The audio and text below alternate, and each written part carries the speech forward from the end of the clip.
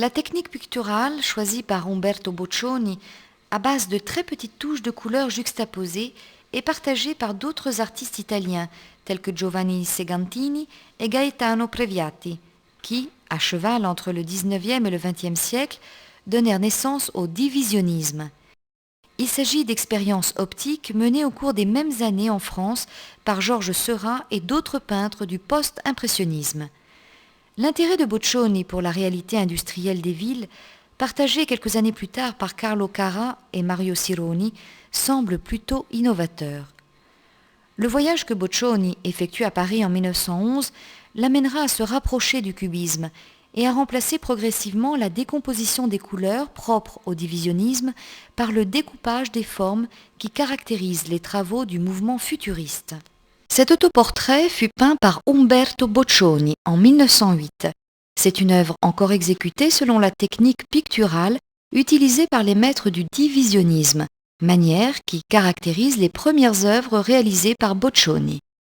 Cette œuvre, dont le peintre se déclare mécontent dans les pages de son journal, précède de peu l'adhésion de Boccioni au futurisme, mouvement dont il sera un des animateurs.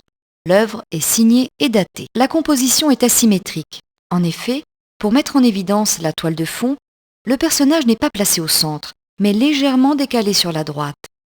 Le mur de couleur claire qui délimite la toile sur la droite sert davantage à donner luminosité et relief à la figure humaine qu'à définir l'espace. La grande distance qui sépare le sujet représenté des édifices à l'arrière-plan est rendue par la disproportion des dimensions. Les édifices sont agencés en fonction d'une vision en perspective.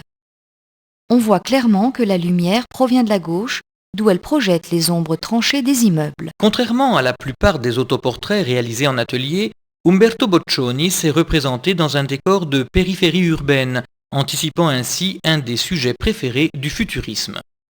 L'hiver, suggéré par les vêtements pesants de l'homme, est également évoqué par la lumière claire dans laquelle baignent les rues et les bâtiments.